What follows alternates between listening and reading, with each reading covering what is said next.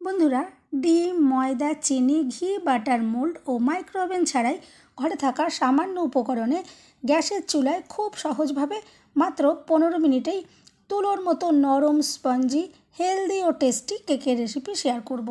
আর cake দেখে তো বুঝতেই পারছেন, যেমন নরম স্পঞ্জি তেমনি দুর্দান্ত কালার তৈরি হয়েছে। এত সহজ ও হেলদিভাবে বানিয়ে নিলে দোকান থেকে কেনার আর প্রয়োজন হবে না। বাচ্চাদের স্কুলের টিফিন বা সকালের জলখাবারের জন্য ঝটপট বানিয়ে নেওয়া যাবে। সম্পূর্ণ ভিডিও দেখতে থাকুন, আশা করছি ভালো লাগবে। রেসিপি ভালো লাগলে লাইক, শেয়ার, কমেন্ট ও সাবস্ক্রাইব করে পাশে থাকবেন। দেখে নেওয়া যাক আজকের রেসিপি। নমস্কার বন্ধুরা, আমি পাপড়ি পদ্মাবতী ফুড ক্রিয়েশনে আপনাদের সবাইকে স্বাগত। কেক তৈরি করার জন্য প্রথমেই একটা জায়গা নিয়ে নিলাম আর নিয়ে নিচ্ছি একটা কাপের মাপ করে 1 কাপ আটা। নর্মাল যে চায়ের কাপে আমরা চা খাই সেই কাপে দেখুন এখানে আমি 1 কাপ আটা নিয়ে নিলাম। আর আটা একটু চেলে নিতে হবে।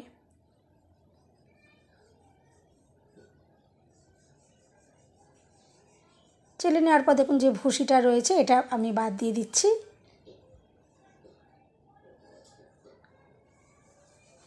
এখন এই জায়গাটা আমি একটু সাইডে রেখে দিলাম। নিয়ে নিচ্ছি একটা বোল। এতে নিয়ে নিচ্ছি যে কাপ মাপ করে আমি এখানে আটা নিয়েছি ওই কাপেরই হাফ কাপ ঘন করে জাল দিয়ে, এটা আমি ঠান্ডা করে নিয়েছি লিকুইড দুধ, এই দুধটা আমি এখানে নিয়ে নিলাম। আর আজকে চিনি দিয়ে তৈরি করছি না, এখানে চিনির পরিবর্তে আমি দেখুন গুড় নিয়েছি। গুড় একটু গ্রেটার দিয়ে গ্রেট করে দিচ্ছি। যেহেতু এটা পাটালি গুড়, এভাবে গ্রেটার দিয়ে গ্রেট করে দিলে খুব সহজেই দুধের সাথে মিশিয়ে নেওয়া যাবে, সময় খুবই কম লাগবে। চাইলে আপনারা গুড়ের পরিবর্তে এখানে চিনি দিয়েও তৈরি করতে পারেন। আমি এখানে যে কাপ মেপে আটাটা নিয়েছি ওই কাপেরই হাফ কাপ মতো গুড় এভাবে গ্রেট করে দিচ্ছি। আমি মাপটা আর দেখালাম না, কিন্তু আপনারা হাফ কাপ পরিমাণে গুড় এখানে দিতে পারেন, তবে মিষ্টির পরিমাণ নিজেদের পছন্দ মতন কম বেশি আপনারা ব্যবহার করতে পারেন। এরপর দেখুন খুব ভালো করে এটা মিশিয়ে নিলাম। আর গ্রেট করার জন্য খুব তাড়াতাড়ি কিন্তু দুধের সাথে মিশে গেল।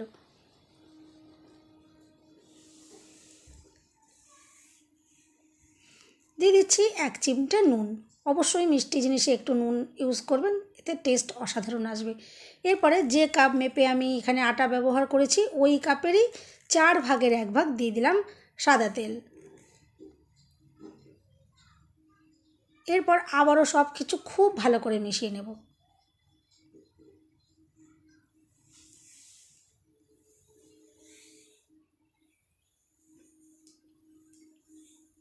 দেখুন এভাবেই আমি খুব ভালো করে এটা মিশিয়ে নিলাম।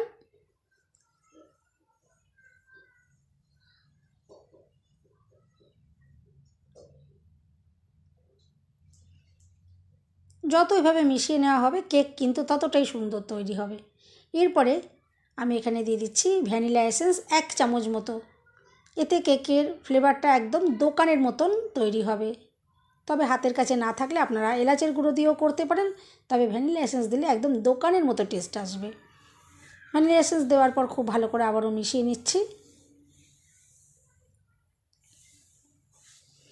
এখন অসাধারণ টেস্টের জন্য আমি দিয়ে দিচ্ছি 2 চামচ গুঁড়ো দুধ।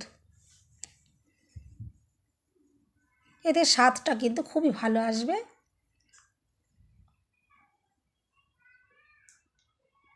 আর ভালো করে অবশ্যই মিশিয়ে নিতে হবে যাতে কোনো রকম দলা পাকিয়ে না যায়। দেখুন আমি খুব ভালো করে এভাবে মিশিয়ে নিলাম।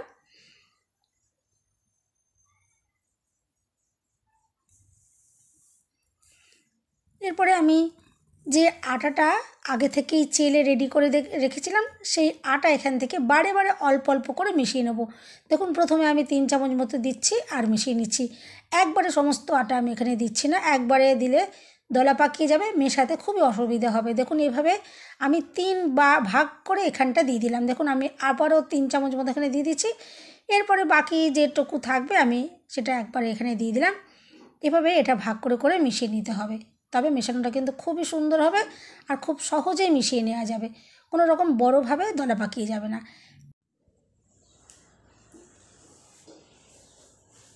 আর এখানে মিশ্রণটা আমি একটু ঘন করে রেডি করলাম।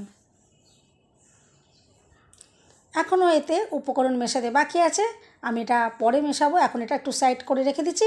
এখন যে জায়গাতে আমি কেক তৈরি করব, দেখুন তার জন্য আমি এরকম একটা বাসন নিয়েছি। এরকম ধরনের জায়গা আমাদের প্রত্যেকের ঘরেই থাকে।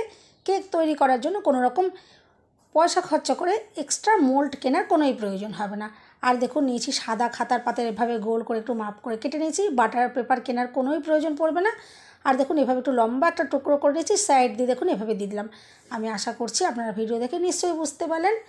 এভাবে দেখুন সাদা খাতার পাতা এখানে ইউজ করলাম, বাটার পেপার দিতে লাগবে না। আর যাতে এটা বাটার পেপারের মতো কাজ হয় তার জন্য দেখুন একটু সাদা তেল এভাবে অবশ্যই মাখিয়ে দিতে হবে। দেখুন ভালো করে আমি একটু সাদা তেল দিয়ে বাটির গায়ে এটা সুন্দর করে সেট করে নিলাম, যাতে কেক যখন এখানে তৈরি হবে কেকটা খুব ইজিলি এখান থেকে বার করে নেওয়া যাবে, বাটির গায়ে আটকে যাবে না। দেখুন জায়গাটা এখন একদম রেডি হয়ে গেছে। এরপরে আমি গ্যাস জ্বালিয়ে একটা প্রেশার কুকার বসিয়ে দিচ্ছি। প্রেশার কুকারেই কেক তৈরি করব। আর প্রেশার কুকার যদি না করতে চান আপনারা এখানে কড়াই বসিয়ে দিতে পারেন, তাতেও কিন্তু কেক তৈরি করতে পারবেন, তবে সময়টা একটু বেশি লাগবে। আর ঢাকনার যে গার্ডার আর সিটি থাকে সেটা দেখুন আমি খুলে নিয়েছি। এভাবে কিন্তু অবশ্যই খুলে নিতে হবে। দেখুন এটা চাপা দিয়ে আমি হাই ফ্লেমে 5 থেকে 7 মিনিট গরম করে নেব। এদিকে দেখুন যে মিশ্রণটা আমি রেডি করে রেখেছিলাম এর ভেতরে দিয়ে দিচ্ছি ছোটো যে চায়ের চামচ হয় সেই চায়ের চামচে আমি দিয়ে দিচ্ছি 1 চামচ বেকিং পাউডার। আর ওই চামচেরই 3 ভাগের 1 ভাগ দিয়ে দিচ্ছি বেকিং সোডা। বেকিং সোডা দেওয়াটা এখানে স্কিপ হয়ে গেছে, আপনারা অবশ্যই এখানে বেকিং সোডা ইউজ করবেন। এরপর দেখুন ওপরে দিয়ে দিলাম 1 চামচ জল, যাতে বেকিং পাউডার আর বেকিং সোডা খুব তাড়াতাড়ি অ্যাক্টিভ হয়ে যায়। এরপর এক দিক থেকে এভাবে দেখুন ঘুরিয়ে ভালো করে মিশ্রণের সাথে মিশিয়ে নিতে হবে।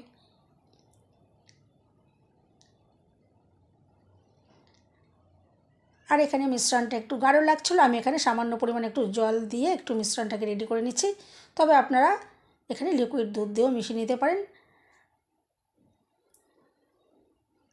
আর বেকিং পাউডার বেকিং সোডা দেওয়ার পর এক দিক থেকেই ঘুরিয়ে মিশ্রণটাকে অবশ্যই রেডি করতে হবে। এদিক ওদিক করে রেডি করা যাবে না, তাহলে কেক ফুলবে না। দেখুন আমি এক দিক থেকেই ঘুরিয়ে রেডি করে নিলাম। আর জলটা সামান্য একটু কম লাগছিল, একটু গাঢ় হয়েছিল বলে আমি সামান্য একটু জল দিয়ে দেখুন মিশ্রণটা রেডি করে নিচ্ছি। আর ঠিক এরকমই গাঢ় করে রেডি করে নিতে হবে। আমি এখানে মিশ্রণটা ঠিক এরকমই ঘনত্বে রেডি করলাম। আমি আশা করছি আপনারা দেখে নিশ্চয়ই বুঝতে পারলেন। এরপরে যে আমি কেকের বাটিটা রেডি করে রেখেছিলাম দেখুন তার ভিতরে মিশ্রণটা সম্পূর্ণটা দিয়ে দিলাম।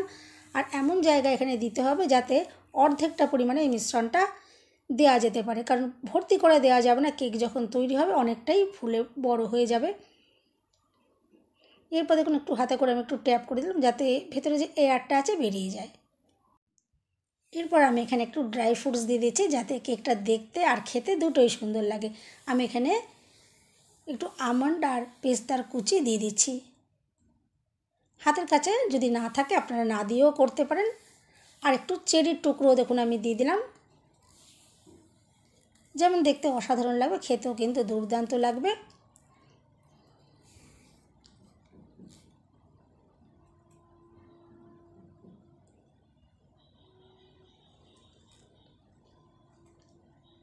এদিকে প্রেশার কুকারটা যে আমি বসিয়েছিলাম সেটা কিন্তু সুন্দরভাবে গরম হয়ে গেছে।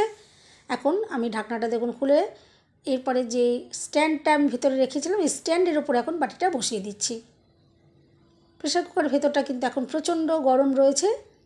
একটা সাঁড়াশি দিয়ে দেখুন আমি বসিয়ে দিলাম। এরপরে ঢাকনা বন্ধ করে দিচ্ছি আর বেক করে নেব। প্রথমে আমি এটা হাই ফ্লেমে মিনিট 2 মতো রেখেছিলাম, তারপর বাকি সময়টা আমি মিনিট 13 এটা লো ফ্লেমে রেডি করেছি। টোটাল 15 মিনিট আমি কেকটা বেক করে নিলাম। 15 মিনিট পর আমি আপনাদেরকে দেখাচ্ছি। দেখুন দেখে তো বুঝতেই পারছেন যে কেকটা কত সুন্দরভাবে ফুলে উঠেছে আর এতটাই সুন্দরভাবে রেডি হয়েছে। কেকটা দেখুন মাঝখান থেকে ফেটেও গেছে। আর একটা কাঠি দিয়ে আমি চেক করে দেখে নিচ্ছি, কাঠির গায়ে দেখুন কোনো রকমের ব্যাটার আটকাচ্ছে না, তার মানে কেকটা সুন্দরভাবে রেডি হয়ে গেছে। কেকটা যদি রেডি না হতো তাহলে কেকের এই কাঠিটার গায়ে কিন্তু ব্যাটারটা আটকাতো। এরপর আমি দেখুন প্রেশার কুকার থেকে এটা বার করে নিচ্ছি। এরপরে ঠান্ডা করে আমি আপনাদেরকে দেখাবো যে কেকটা ভেতর থেকে কতটা সুন্দরভাবে রেডি হয়েছে।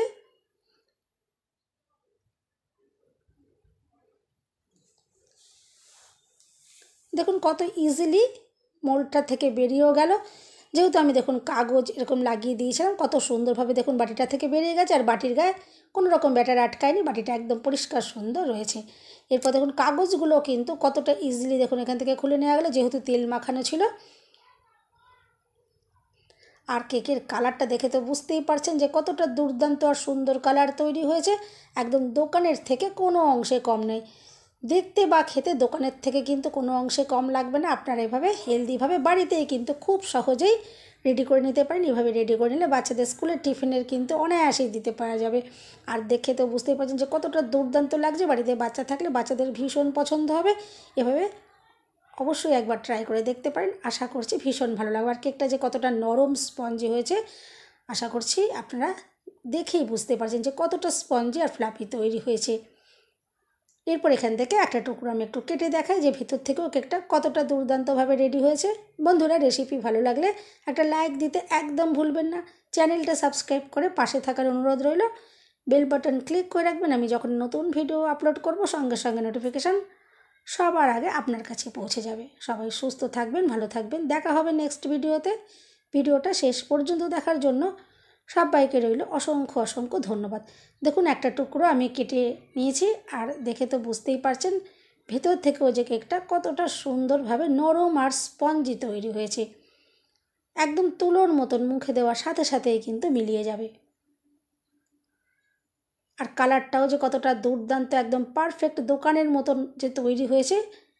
এভাবে আপনারা ট্রাই করবেন, ভীষণ কম সময়ের মধ্যে রেডি হয়ে যাবে। আর কড়াইতে যদি আপনারা এটা তৈরি করতেন তাহলে এটা কিন্তু 35 মিনিট মতো সময় লেগে যেত। আমি যেহেতু প্রেশার কুকারে তৈরি করেছি 15 মিনিটের মধ্যেই রেডি হয়ে গেছে। দেখুন আর কেকটা যে কতটা দুর্দান্ত তৈরি হয়েছে সেটা তো আর বলার অপেক্ষা রাখে না, খেতেও কিন্তু অসাধারণ। এভাবে যদি আপনারা বানিয়ে না থাকেন একবার অন্তত ট্রাই করে দেখবেন। আশা করছি আজকের রেসিপি আপনাদের ভীষণ ভালো লাগলো।